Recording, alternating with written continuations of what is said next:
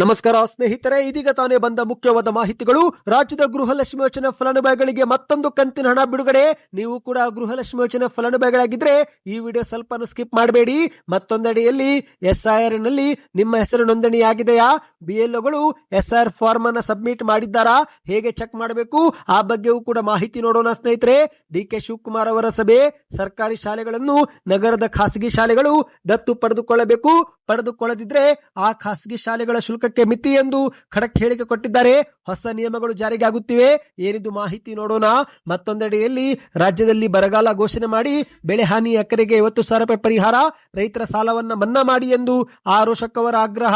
ವಿಡಿಯೋನ ನೀವು ಸ್ವಲ್ಪ ಸ್ಕಿಪ್ ಮಾಡಬೇಡಿ ಸ್ನೇಹಿತರೆ. ಮತ್ತೊಂದೆಡೆಯಲ್ಲಿ BPL ಕಾರ್ಡ್ ರದ್ದು ಮಾಡುತ್ತಿರುವುದನ್ನು ವಿರೋಧಿಸಿ ಗ್ರಾಮ ಪಂಚಾಯತಿ ನೌಕರರ ಸಂಘದಿಂದ ಪ್ರತಿಭಟನೆ.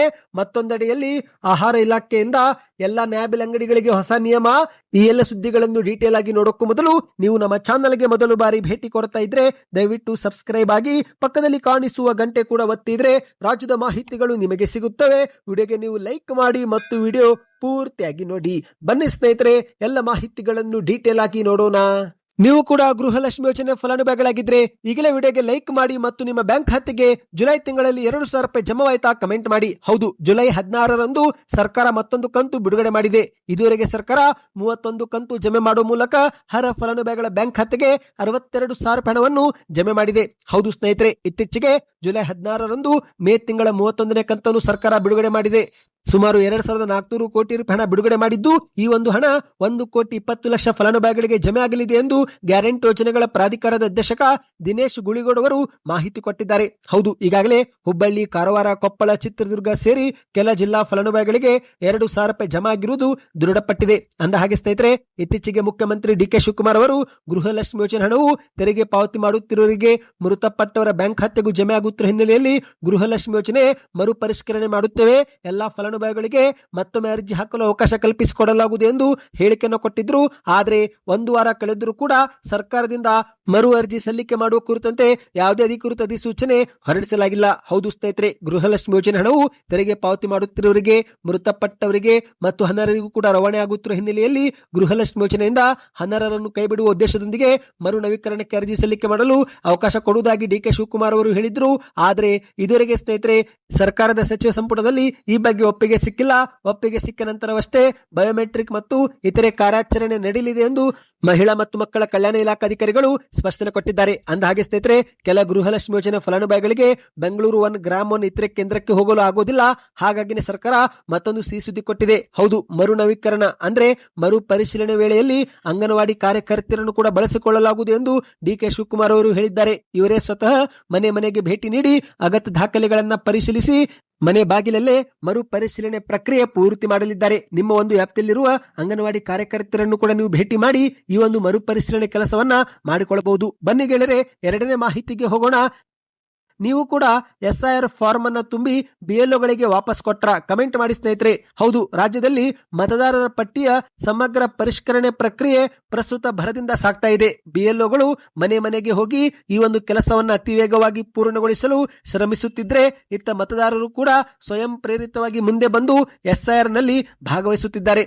BLO ನೀಡಿದ ನಮೂನೆಗಳನ್ನ ಭರ್ತಿ ಮಾಡಿ ಹಿಂತಿರುಗಿಸುತ್ತಿದ್ದಾರೆ. ಆದ್ರೆ ಸ್ನೇಹಿತರೆ, ಈ ಒಂದು ಫಾರ್ಮ್ ಗಳನ್ನ BLOಗಳು ಅಪ್ಲೋಡ್ ಮಾಡಬೇಕಾಗಿದೆ. ಹೌದು, ಒಂದೊಮ್ಮೆ BLOಗಳು ನಿಮ್ಮ ಮಾಹಿತಿ ಅಪ್ಲೋಡ್ ಮಾಡಲಿಲ್ಲವೆಂದ್ರೆ ಆಗ ನೀವು ಮತದಾನದ ಹಕ್ಕನ್ನೇ ಕಳೆದುಕೊಳ್ಳುವ ಅಪಾಯವಿರುತ್ತೆ. ಹಾಗಾಗಿ ಪ್ರತಿಯೊಬ್ಬರು ಕಡ್ಡಾಯವಾಗಿ ಈ ಬಗ್ಗೆ ಸಂಪೂರ್ಣ ಮಾಹಿತಿ ನೀವು ಪಡೆದುಕೊಳ್ಳಬೇಕು. ಅಂದ್ರೆ ಸ್ನೇಹಿತರೆ, SIR ಫಾರ್ಮ್ ನೀವು ಸಲ್ಲಿಕೆ ಮಾಡಿರುತ್ತೀರಾ, ಆದ್ರೆ ಮುಂದೆ BLOಗಳು ಅದನ್ನ ಡೇಟಾಬೇಸ್ ನಲ್ಲಿ ಅಪ್ಲೋಡ್ ಮಾಡುವುದು ಕೂಡ ಅಷ್ಟೇ ಮುಖ್ಯವಾಗಿದೆ. ಹಾಗಾದ್ರೆ SIR ನಲ್ಲಿ ನಿಮ್ಮ ಹೆಸರು ನೋಂದಣಿ ಆಗಿದೆಯಾ ಎಂಬುದನ್ನ ಹೇಗೆ ತಿಳಿದುಕೊಳ್ಳಬೇಕು ಆ ಬಗ್ಗೆಯೂ ಕೂಡ ಒಂದು ಕೆಲಸ ನೀವು ಮಾಡಬೇಕು. ಹೌದು ಸ್ನೇಹಿತರೆ, ಚುನಾವಣಾ ಆಯೋಗ SMS ಸೇವೆ ಆರಂಭ ಮಾಡಿದೆ.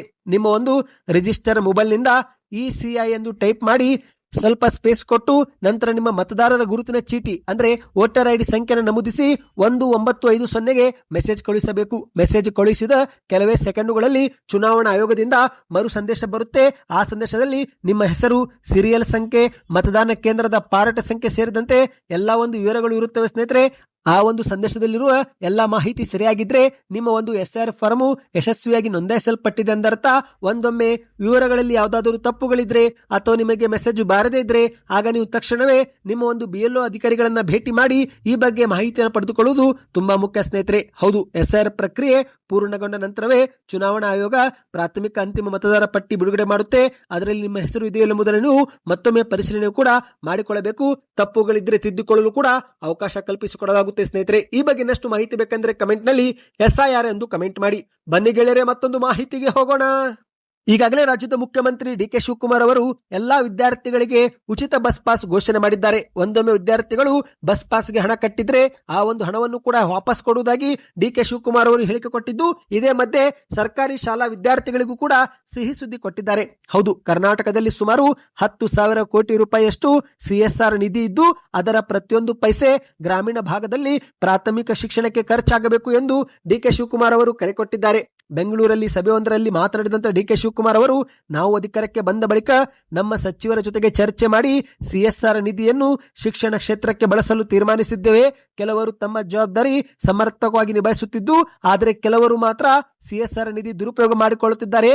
ಹೀಗಾಗಿನೇ ಶೀಘ್ರವೇ ಪ್ರತ್ಯೇಕ ಅಧಿಕಾರಿಗಳ ತಂಡ ನೇಮಿಸಿ ಈ ಒಂದು CSR ನಿಧಿ ಎಲ್ಲೆಲ್ಲಿ ಖರ್ಚಾಗುತ್ತಿದೆ ಪರಿಶೀಲನೆ ಮಾಡುತ್ತೇವೆ ಎಂದು DK ಶಿವಕುಮಾರ್ ಅವರು ಹೇಳಿದ್ದಾರೆ. ಗ್ರಾಮೀಣ ಭಾಗದ ಮಕ್ಕಳಿಗೂ ನಗರ ಪ್ರದೇಶದಂತೆ ಗುಣಮಟ್ಟದ ಶಿಕ್ಷಣ ಸಿಗಬೇಕು. ಅದಕ್ಕಾಗಿಯೇ ನಾವು ಒಂದು ಹೊಸ ನೀತಿ ರೂಪಿಸುತ್ತಿದ್ದೇವೆ. ಎಲ್ಲರೂ ಕೂಡ CSR ನಿಧಿಯನ್ನು ಪ್ರಾಥಮಿಕ ಶಿಕ್ಷಣಕ್ಕೆ ವಿನಿಯೋಗಿಸಬೇಕು ಎಂದು DK ಶಿವಕುಮಾರ್ ಅವರು ಹೇಳಿಕೆ ಕೊಟ್ಟಿದ್ದಾರೆ. CSR ನಿಧಿಯಲ್ಲಿ ಶಾಲೆಗಳನ್ನು ಗ್ರಾಮೀಣ ಭಾಗದಲ್ಲಿ ನಿರ್ಮಾಣ ಮಾಡಬೇಕು. ನಮ್ಮ ಸರ್ಕಾರ ಈಗಾಗಲೇ ರಾಜ್ಯದಲ್ಲಿ 2,000 ಜಾಗಗಳನ್ನು ಗುರುತು ಮಾಡಿದ್ದು, ಪ್ರತಿ ಕಾರ್ಪೊರೇಟ್ ಸಂಸ್ಥೆ ಅದೇ ಜಾಗದಲ್ಲಿ ಅತ್ಯುತ್ತಮ ಮೂಲ ಸೌಕರ್ಯವಿರುವ ಶಾಲೆಗಳನ್ನು ನಿರ್ಮಾಣ ಮಾಡಬೇಕು. ನೀವು ನಮಗೆ ಹಣ ಕೊಡುವುದು ಬೇಡ, ನೀವೇ ಹಣ ಹಾಕಿ ಶಾಲೆ ನಿರ್ಮಿಸಿ. ಬೇಕಾದರೆ ಶಾಲೆಗಳಿಗೆ ನಿಮ್ಮ ಸಂಸ್ಥೆ ಹೆಸರು ಕೂಡ ಸೇರಿಸಿ. ಈಗಾಗಲೇ ಟೊಯೋಟಾ ಬೆಂಗಳೂರಲ್ಲಿ 7ರಿಂದ 8 ಶಾಲೆ ನಿರ್ಮಿಸುತ್ತಿದೆ. ಟೊಯೋಟಾದವರು ಪ್ರತಿ ಶಾಲೆಗೆ 10ರಿಂದ 15 ಕೋಟಿ ಹಣ ಖರ್ಚು ಮಾಡಿ ನಿರ್ಮಿಸುತ್ತಿದ್ದಾರೆ. ಬೇಕಾದ್ರೆ ಆ ಜಾಗದಲ್ಲಿ ನೀವು ಕೂಡ ಶಾಲೆ ನಿರ್ಮಿಸಬಹುದು ಎಂದು DK ಶಿವಕುಮಾರ್ ಅವರು ಹೇಳಿಕೆ ಕೊಟ್ಟಿದ್ದಾರೆ. ನಿಮಗೆ ಒಬ್ಬರಿಂದಲೇ ಸಂಪೂರ್ಣ ಶಾಲೆ ನಿರ್ಮಾಣ ಮಾಡಲು ಆಗಲಿಲ್ಲವೆಂದ್ರೆ ಶಾಲೆಯ ಕೆಲವೊಂದು ಭಾಗ ನಿರ್ಮಾಣ ಮಾಡಲು ನಮ್ಮ ಸರ್ಕಾರವು ಕೂಡ ಅವಕಾಶ ಮಾಡಿಕೊಡುವುದಾಗಿಯೂ ಕೂಡ DK ಶಿವಕುಮಾರ್ ಅವರು ಭರವಸೆ ಕೊಟ್ಟಿದ್ದಾರೆ. ಇದೇ ನಡುವೆ ಸ್ನೇಹಿತರೆ, ಒಂದು ಹೊಸ ನಿಯಮ ಜಾರಿಗೆ ಮಾಡಿದ್ದಾರೆ. ಹೌದು, ಸರ್ಕಾರಿ ಶಾಲೆಗಳನ್ನು ನಗರದ ಖಾಸಗಿ ಶಾಲೆಗಳು ದತ್ತು ಪಡೆದುಕೊಳ್ಳಬೇಕು. ಪಡೆದುಕೊಳ್ಳದಿದ್ರೆ ಆ ಖಾಸಗಿ ಶಾಲೆಗಳ ಶುಲ್ಕಕ್ಕೆ ಮಿತಿ ಹಾಕುತ್ತೇವೆ ಎಂದು ಎಚ್ಚರಿಕೆ ಕೊಟ್ಟಿದ್ದಾರೆ. ನಗರ ಪ್ರದೇಶಗಳಲ್ಲಿ 50,000 ರೂಪಾಯಿಗಿಂತ ಹೆಚ್ಚು ಶುಲ್ಕ ಪಡೆದುಕೊಳ್ಳುತ್ತಿರುವ ಖಾಸಗಿ ಶಾಲೆಗಳು ಗ್ರಾಮೀಣ ಭಾಗದ ಸರ್ಕಾರಿ ಶಾಲೆಗಳನ್ನ ಕಡ್ಡಾಯವಾಗಿ ದತ್ತು ಪಡೆದುಕೊಳ್ಳಬೇಕು. ಒಂದು ವೇಳೆ ಈ ಶಾಲೆಗಳು ದತ್ತು ಪಡೆಯದೇ ಇದ್ರೆ ಆಗ ಖಾಸಗಿ ಶಾಲೆಗಳ ಈ ಒಂದು ಶುಲ್ಕಕ್ಕೆ ಮಿತಿ ಹಾಕುತ್ತೇವೆ ಎಂದು ಎಚ್ಚರಿಕೆ ಕೊಟ್ಟಿದ್ದಾರೆ. ಖಾಸಗಿ ಶಾಲೆಗಳು ಸರ್ಕಾರಿ ಶಾಲೆಗಳ ಕಟ್ಟಡ ನಿರ್ಮಾಣಕ್ಕೆ ಹಣ ನೀಡುವುದು ಬೇಡ, ಆದರೆ ಕೇವಲ ಬೋಧಕರನ್ನ ನಿಯೋಜಿಸಿದರೆ ಸಾಕು. ನಮ್ಮ ರಾಜ್ಯದಲ್ಲಿ ಶಿಕ್ಷಕರ ಕೊರತೆ ಇದೆ. ಸರ್ಕಾರಿ ಶಾಲಾ ಶಿಕ್ಷಕರಿಗೆ ನಾವು ಖಾಸಗಿ ಶಾಲೆಗಳಿಗಿಂತ ಉತ್ತಮ ವೇತನವೇ ನೀಡುತ್ತಿದ್ದೇವೆ. ಹಾಗಾಗಿ ಪ್ರತಿಯೊಬ್ಬರು ಇದರಲ್ಲಿ ಭಾಗವಾಗಬೇಕು ಎಂದು DK ಶಿವಕುಮಾರ್ ಅವರು ಹೇಳಿಕೆ ಕೊಟ್ಟಿದ್ದಾರೆ. ಬನ್ನಿ ಗೆಳೆಯರೆ, ಮತ್ತೊಂದು ಮಾಹಿತಿಗೆ ಹೋಗೋಣ. ರಾಜ್ಯದಲ್ಲಿ ಜೂನ್ ತಿಂಗಳಲ್ಲಿ ಸರಿಯಾದ ಪ್ರಮಾಣದ ಮಳೆ ಆಗದ ಹಿನ್ನೆಲೆಯಲ್ಲಿ ಬರಗಾಲ ಆವರಿಸಿದ್ದು, ಉತ್ತರ ಕರ್ನಾಟಕಕ್ಕೆ ಭೇಟಿ ಕೊಟ್ಟಂತ ವೇಳೆ DK ಶಿವಕುಮಾರ್ ಅವರಿಗೆ ಸಾಲ ಮನ್ನಾ ಮಾಡಬೇಕು ಎನ್ನುವ ಮನವಿ ಪ್ರತಿಯೊಬ್ಬರು ಸಲ್ಲಿಕೆ ಮಾಡಿದ್ದಾರೆ. ಹೌದು ಸ್ನೇಹಿತರೆ, DK ಶಿವಕುಮಾರ್ ಅವರು ಹೋದಲ್ಲೆಲ್ಲ ರೈತರು ಸಾಲವನ್ನ ಮನ್ನಾ ಮಾಡುವಂತೆ ಮನವಿ ಮಾಡಿದ್ದು, ಅದಕ್ಕೆ DK ಶಿವಕುಮಾರ್ ಅವರು ಕೂಡ ಸಾಲ ಮನ್ನಾ ಮಾಡುವುದು ಅಷ್ಟೊಂದು ಸುಲಭವಲ್ಲ, ಆದರೂ ಕೂಡ ತಳಮಟ್ಟದಿಂದ ಮಾಹಿತಿ ಪಡೆದುಕೊಂಡು ಯಾವ ಸಾಲ, ಯಾವ ವರ್ಷದ ಸಾಲ ಎಲ್ಲವನ್ನು ಕೂಡ ನೋಡಿ ಸಾಲ ಮನ್ನಾ ಬಗ್ಗೆ ಪರಿಶೀಲನೆ ಮಾಡುತ್ತೇವೆ ಎಂದು ಭರವಸೆ ಕೊಟ್ಟಿದ್ದಾರೆ. ಈಗ ಇದೇ ಮಧ್ಯೆ ಕೂಡಲೇ ಸರ್ಕಾರ ಬರಗಾಲ ಘೋಷಣೆ ಮಾಡಿ ಬೆಳೆ ಹಾನಿಗೆ ಎಕರೆಗೆ 50,000 ರೂಪಾಯಿ ಪರಿಹಾರ ಮತ್ತು ಸಾಲವನ್ನ ಮನ್ನಾ ಮಾಡಬೇಕು ಎಂದು ವಿಪಕ್ಷ ನಾಯಕರಾಗಿರುವ ಆರೋಶಕ್ ಅವರು ಮಾಹಿತಿ ಕೊಟ್ಟಿದ್ದಾರೆ. ಮಾಧ್ಯಮಗಳ ಮುಂದೆ ಬೆಂಗಳೂರಲ್ಲಿ ಮಾತನಾಡಿದಂತಿವರು, ಕರ್ನಾಟಕದಲ್ಲಿ ಬರಗಾಲ ಹೆಚ್ಚಾಗಿದ್ದು ರೈತರು ಸಂಕಷ್ಟಕ್ಕೆ ಸಿಲುಕಿ ಆತ್ಮಹತ್ಯೆ ಮಾಡಿಕೊಳ್ಳುತ್ತಿದ್ದಾರೆ. ಕಲ್ಯಾಣ ಕರ್ನಾಟಕದ ಗ್ರಾಮೀಣ ಪ್ರದೇಶಗಳಲ್ಲಿ ಜನರು ಗೂಳಿ ಹೋಗುತ್ತಿದ್ದಾರೆ. ಕೂಡಲೇ ಕಾಂಗ್ರೆಸ್ ಸರ್ಕಾರ ಬರಗಾಲ ಘೋಷಣೆ ಮಾಡೋ ಜೊತೆಗೆ ರೈತರಿಗೆ ಎಕರೆಗೆ 50,000 ರೂಪಾಯಿ ಪರಿಹಾರ ಮತ್ತು ಸಾಲವನ್ನು ಕೂಡ ಮನ್ನಾ ಮಾಡಬೇಕು ಎಂದು ಆಗ್ರಹ ಮಾಡಿದ್ದಾರೆ.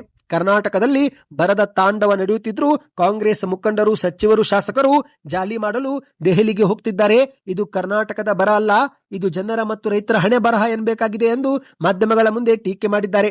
ಈ ಒಂದು ಹಿಂದೆ ಬಿಜೆಪಿ ಸರ್ಕಾರವಿದ್ದಾಗ ಇದೇ ರೀತಿ ಬರಗಾಲ ಮತ್ತು ಪ್ರವಾಹ ಆದಾಗ ನಾವು ಕೆಲಸ ಮಾಡಿ ದುಪ್ಪಟ್ಟು ಪರಿಹಾರ ಕೊಟ್ಟಿದ್ದೆವು. ಆದರೆ ಈಗಿನ ಮುಖ್ಯಮಂತ್ರಿ DK ಶಿವಕುಮಾರ್ ಅವರು ರೈತರಿಗೇನೆ ಬೆಳೆ ಬೆಳೆಬಾರದು ಎಂದು ಕರೆ ಕೊಡ್ತಿದ್ದಾರೆ. ಹಾಗಾದ್ರೆ ರೈತರು ಏನು ಮಾಡಬೇಕು ಅದನ್ನು ಕೂಡ ಅವರೇ ಹೇಳಿಬಿಡಲಿ ಎಂದು ಮಾಧ್ಯಮಗಳ ಮುಂದೆ ಆಕ್ರೋಶ ವ್ಯಕ್ತಪಡಿಸಿದ್ದಾರೆ. ರೈತರಿಗೆ ಸಾರ್ವತ್ರಿಕ ರಜೆ ಕೊಟ್ಟು ಬಿಡಲಿ. ಈ ಒಂದು ಹಿಂದೆ ಜಿ ರಾಮ್ಜಿ ಯೋಜನೆ ವಿರೋಧ ಮಾಡಿ ಈಗ ಅವರೇ ಜಾರಿಗೆ ಮಾಡುವುದಾಗಿ ನಾಟಕವಾಡ್ತಿದ್ದಾರೆ.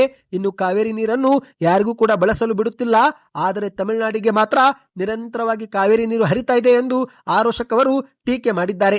ಮತ್ತೆ ಮುಂದುವರೆದು ಮಾತನಾಡಿದ ಇವರು, ಈಗಾಗಲೇ ನಾನು ಮುಖ್ಯಮಂತ್ರಿಯವರಿಗೆ ಬರಗಾಲದ ಬಗ್ಗೆ ಪತ್ರ ಬರೆದು ಸಲಹೆ ಕೊಟ್ಟಿದ್ದೇನೆ. ಸರ್ಕಾರ ಕೂಡಲೇ ಬರಗಾಲ ಘೋಷಣೆ ಮಾಡಿ ಪ್ರತಿ ತಾಲೂಕಿಗೆ 20 ಕೋಟಿ ರೂಪಾಯಿ ಬಿಡುಗಡೆ ಮಾಡಬೇಕು. ಈಗಾಗಲೇ ಸರ್ಕಾರ ತಾಲೂಕಿಗೆ 1 ಕೋಟಿ ಘೋಷಣೆ ಮಾಡಿದ್ರು, ಆ ಒಂದು ಹಣ ಬಂದಿಲ್ಲ. ಇನ್ನು ಇಷ್ಟು ಕಡಿಮೆ ಹಣ ಬಂದ್ರೂ ಬೋರ್ವೆಲ್ ಪುನಶ್ಚೇತನ ಮಾಡಲು ಕೂಡ ಸಾಧ್ಯವಿಲ್ಲ. ಹಾಗಾಗಿ ಸರ್ಕಾರ 20 ಕೋಟಿ ರೂಪಾಯಿ ತಲಾ ಬಿಡುಗಡೆ ಮಾಡಬೇಕು. ಪ್ರತಿ ಎಕರೆಗೆ 50,000 ರೂಪಾಯಿ ರೈತರಿಗೆ ಪರಿಹಾರ ನೀಡಬೇಕು. ಬೇರೆ ಯಾವುದೇ ರಾಜ್ಯಗಳಿಗೆ ಕರ್ನಾಟಕದಿಂದ ನೀರು ಹರಿಸಬಾರದು. ಇಲ್ಲಿನ ಮೇವನ್ನು ಬೇರೆ ರಾಜ್ಯಕ್ಕೆ ಮಾರಾಟ ಮಾಡಲಾಗುತ್ತಿದ್ದು, ಆ ಒಂದು ಜಾಲವನ್ನ ತಡೆಗಟ್ಟಬೇಕು. ಮಾತು ಕೊಟ್ಟಂತೆ ಮುಖ್ಯಮಂತ್ರಿಗಳು ಸಾಲವನ್ನ ಮನ್ನಾ ಮಾಡಬೇಕು ಎಂದು ಆರೋಶಕ್ ಅವರು ಹೇಳಿದ್ದಾರೆ. ಬನ್ನಿ ಗೆಳೆಯರೆ, ಮತ್ತೊಂದು ಮಾಹಿತಿಗೆ ಹೋಗೋಣ.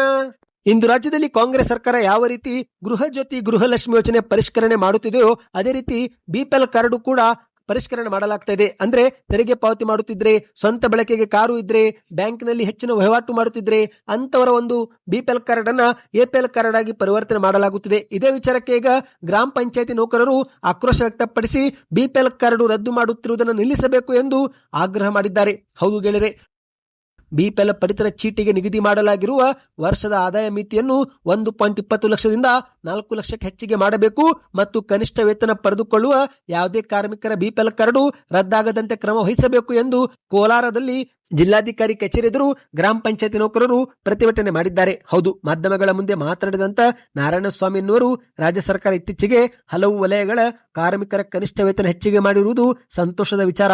ಆದರೆ ಬಿಪಿಎಲ್ ಕಾರ್ಡ್ಗೆ ಹಳೆಯ ಆದಾಯ ಮಿತಿ ಇರುವ ಕಾರಣ ಈಗ ಸಾವಿರಾರು ಕಾರ್ಮಿಕರು ತಮ್ಮ ಬಿಪಿಎಲ್ ಕಾರ್ಡ್ ಕಳೆದುಕೊಳ್ಳುವ ಆತಂಕದಲ್ಲಿದ್ದಾರೆ. ಬೆಲೆ ಏರಿಕೆ, ಆಹಾರ, ಮನೆ ಬಾಡಿಗೆ, ಶಿಕ್ಷಣ ಮತ್ತು ಆರೋಗ್ಯ ವೆಚ್ಚ ಸೇರಿದಂತೆ ಎಲ್ಲವೂ ಕೂಡ ಏರಿಕೆಯಾದ ಹಿನ್ನೆಲೆಯಲ್ಲಿ ಇತ್ತ ಬಿಪಿಎಲ್ ಕಾರ್ಡ್ನ 10 ವರ್ಷಗಳ ಹಿಂದೆ ನಿಗದಿ ಮಾಡಿದಂತ ಆದಾಯ ಮಿತಿ ಇದುವರೆಗೆ ಪರಿಷ್ಕರಣೆ ಮಾಡಿಲ್ಲ.